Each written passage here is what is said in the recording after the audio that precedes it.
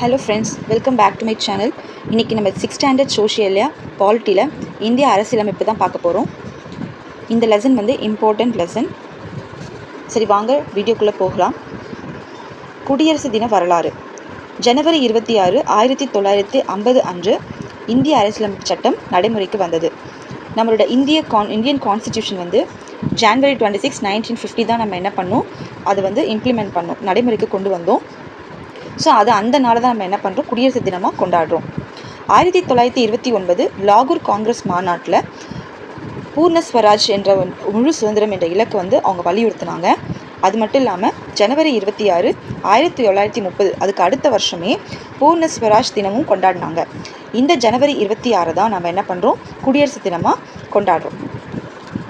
குடியரசு தினம் ஜனவரி 26. அரசியலமைப்பு சட்டம் நடைமுறைக்கு வந்த நாள் ஜான்வரி 26, 1950.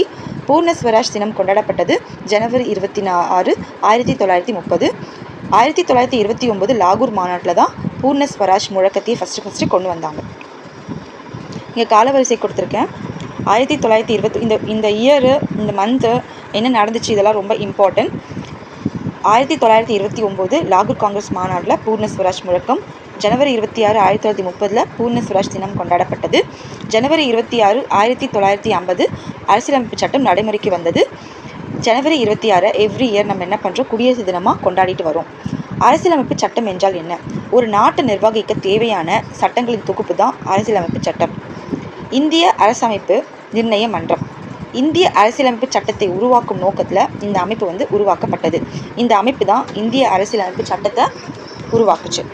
1946 ஆண்டு இது உருவாக்கப்பட்டது. இதில் 389 உறுப்பினர்கள் இருந்தாங்க. தலைவராக இருந்தவர் முனைவர் ராஜேந்திர பிரசாத். அவர் தான் தலைவராக தேர்ந்தெடுத்தாங்க. இதில் முக்கிய உறுப்பினர்கள் இருந்தாங்க. அவங்க யாருன்னா ஜவஹர்லால் நேரு, சர்தார் வல்லபாய் பட்டேல், மௌலானா ஆசாத், எஸ் ராதாகிருஷ்ணன், விஜயலட்சுமி பண்டிட், சரோஜினி நாயுடு. இந்த அரசியலமைப்பு சட்டத்தை உருவாக்குறதுக்கு ஒரு குழு வந்து அவங்க ஏற்படுத்தினாங்க. அதில் மொத்தம் 7 பேர் இருந்தாங்க. அதில் தலைவர் யாருன்னா டாக்டர் B.R. அம்பேத்கர் தான் அந்த குழுவுக்கு தலைவர். ஆலோசகர் வந்து P.N. ராவ். ஃபஸ்ட்டு கூட்டம் வந்து எப்போ நடந்துச்சுன்னா 9 டிசம்பர் 1946 நடந்தது. அன்னைக்கு என்ன பண்ணிட்டாங்கன்னா, அரசியலமைப்பு சட்டத்தை எழுதும் வேலைகளை வந்து தொடங்கிட்டாங்க. அண்ணல் அம்பேத்கர் வந்து இந்திய அரசியலமைப்பு சட்டத்தின் தந்தை என அழைக்கப்படுகிறார். Very important question. எதை அடிப்படையாக கொண்டு இதை எழுதினார்கள்? இவங்க என்ன பண்ணாங்கன்னா, England, America, Soviet Russia, France, Switzerland இது உட்பட 60 நாட்களோட அரசியலமைப்பு, அவங்களுடைய நாட்டில் இருக்கிற அரசியலமைப்பு சட்டங்களை வாசிக்கிறாங்க. அவற்றிலிருந்து சிறப்பான பகுதிகளை அதையே அப்படியே காப்பி பண்ணாமல் அதிலிருந்து சிறப்பான முன் மாதிரிகளை வந்து எடுத்து நமது அரசியலமைப்பு சட்டத்தை வந்து உருவாக்குனாங்க. இதை தொடர்ச்சியாக ஒரே முயற்சியில் எழுதினாங்களான்னு கேட்டால் இல்லை. அரசியலமைப்பு சட்டம் அதை ஃபைனல் பண்ணுறதுக்குள்ளே சுமார் 2000 திருத்தங்கள், கரெக்ஷன் வந்து செய்யப்பட்டன. அப்போ இம்பார்ட்டன்ட் கொஸ்டின், எத்தனை திருத்தங்கள் செய்யப்பட்டதுன்னா 2000 திருத்தங்கள் செய்யப்பட்டன. குழு உறுப்பினர்கள் மொத்தம் 7 பேர். அதுக்கு தலைவர் வந்து டாக்டர் அம்பேத்கர், ஆலோசகர் P.N. ராவ். ஃபஸ்ட்டு கூட்டம் வந்து 9 டிசம்பர் 1946 அன்னைக்கே வந்து எழுதுகிற வேலையை ஸ்டார்ட் பண்ணிட்டாங்க. எத்தனை நாடுகள்லேருந்து முன்மாதிரி எடுத்தாங்கன்னா 60 நாடுகள். எத்தனை திருத்தங்கள் செய்யப்பட்டதுன்னா சுமார் 2000 திருத்தங்கள் செய்யப்பட்டது. இதில் பெண் உறுப்பினர்கள் மொத்தம் 15 பேர் இருந்தாங்க. இந்த அரசியலமைப்பு எத்தனை நாட்கள் வந்து எழுதுனாங்க கேட்டால் 2 வருஷம் 11 மாதம் 18 நாட்கள். இம்பார்ட்டன்ட் டேட்டா இது. 2 வருஷம் 11 மாதம் 18 நாட்கள் ஆச்சு இந்த அரசியலமைப்பு சட்டத்தை எழுதி முடிக்க. 26 நவம்பர் 1949 ஆண்டு இதை வந்து ஏற்றுக்கொண்டாங்க. நல்ல ஞாபகம் வச்சுக்கோங்க. 26 நவம்பர் 1949 வந்து இந்த அரசியலமைப்பு சட்டத்தை வந்து ஏற்றுக்கொண்டுட்டாங்க. இதை தான் நம்ம என்னன்னு சொல்கிறோம், அரசியலமைப்பு நாளாக கொண்டாடுறோம்.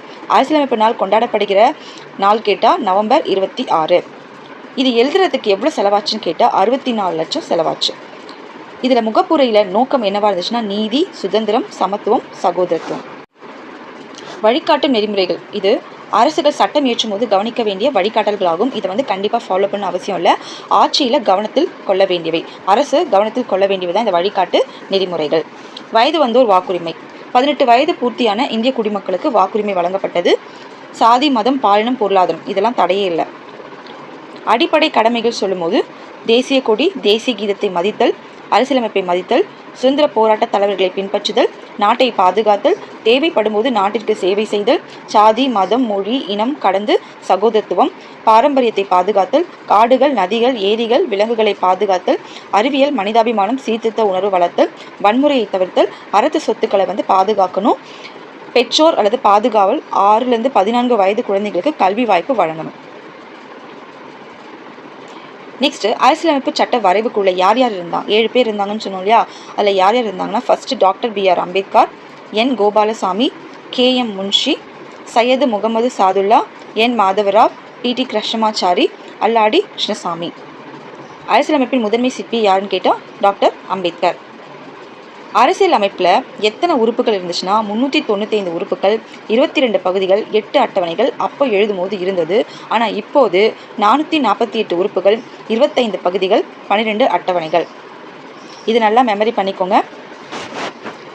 30/10/2021 வரை மொத்தம் 105 திருத்தம் செஞ்சுருக்காங்க. எழுதும்போது 2000 திருத்தம், இந்த டேட் வரைக்கும் 105 திருத்தம் செஞ்சுருக்காங்க. இந்த அரசியலமைப்பு எழுதுனாங்க இல்லையா, அது எங்கே இருக்குன்னா, அது ஹிந்திலையும் இங்கிலீஷ்லையும் எழுதுனாங்க. நாடாளுமன்ற நூலகத்தில் பாதுகாக்கப்படுகிறது. ஒரு ஹீலியம் வாயு நிரப்பப்பட்ட பேழைக்குள்ளே அதை வச்சு பாதுகாத்துட்ருக்காங்க. இது எங்கே இருக்குன்னா, நம்ம நாடாளுமன்ற பார்லிமெண்ட் நூலகத்தில் லைப்ரரியில் இது இருக்குது. இது 6th லெசன்னால் டேட்டாஸ் கம்மியாக இருக்குது. நம்ம இதே அரசியலமைப்பு சட்டத்தை 10ஆவதுலேயும் 12வது கிளாஸ்லையும் படிப்போம். அப்போ கொஞ்சம் ப்ரீஃபாக பார்க்கலாம். இப்போ 6th ஸ்டாண்டர்ட் லெசனில் என்ன கொடுத்துருக்காங்களோ அதை மட்டும் நம்ம பார்த்துருக்கோம். ஃபஸ்ட்டு முகப்புரை. முகப்புரையில் அரசியலமைப்பு சட்டத்தின் முன்னுரைன்னு சொல்லுவோம். இதில் இந்தியாவுடைய இறையாண்மை, சமத்துவம், மதசார்பின்மை, மக்களாட்சி, குடியரசு இதை பற்றிலாம் சொல்லியிருக்காங்க. இறையாண்மை, நாட்டின் உச்சநிலை அதிகாரம் இறையாண்மை. இந்தியாவின் மக்கள் தேர்ந்தெடுக்கும் பிரதிநிதிகளுக்கு ஆட்சி அதிகாரம் உள்ளது. நாம் ஓட்டு போட்டு தேர்ந்தெடுக்கிற மக்கள் தான் என்ன பண்ணுறாங்க, இந்தியாவில் ஆட்சி அதிகாரம் செலுத்துகிறாங்க. மத சார்பின்மை, அனைத்து மதங்களையும் சமமாக நடத்தணும். அரசுக்கு தனி மதம் கிடையாது. அனைவருக்கும் பாகுபாடற்ற உரிமைகள் வழங்கப்படுகின்றன. நாடாளுமன்ற ஆட்சி, இந்தியா ஒரு நாடாளுமன்ற ஆட்சி முறையை பின்பற்றுகிறது. அதிக உறுப்பினர்களை கொண்ட கட்சி ஆட்சி அமைப்புக்கும் நிறைவேற்றும் அதிகாரம் சட்டமன்றத்தின் கூட்டுப்பொருள். ஏதாவது ஒரு சட்டம் நிறைவேற்றுனா சட்டமன்றத்தை கூட்டி அது மூலமாக என்ன பண்ணுறாங்கன்னா சட்டத்தை நிறைவேற்றுறாங்க. அடிப்படை உரிமைகள் மொத்தம் 6. சம உரிமை, சுதந்திரமாக செயல்படும் உரிமை, சுரண்டலுக்கு எதிரான உரிமை, சுதந்திர சமய உரிமை, கலாச்சார மற்றும் கல்வி உரிமை, சட்டத்தீர்வு பெறும் உரிமை. மக்கள் தேர்ந்தெடுக்கப்படும் பிரதிநிதிகள். ஃபஸ்ட்டு மக்கள் என்ன பண்ணுறாங்கன்னா ஓட்டு போட்டு பிரதிநிதிகளை தேர்ந்தெடுக்கிறாங்க. அவங்க சட்டமன்றத்துக்கும் நாடாளுமன்றத்துக்கும் போகிறாங்க. அங்கே நிறைவேற்றும் அதிகாரம்னா சட்டமன்றத்தின் கூட்டுப்பொருள். ஏதாவது ஒரு சட்டம் நிறைவேற்றணும்னா அங்கே சட்டம் நிறைவேற்றாங்க.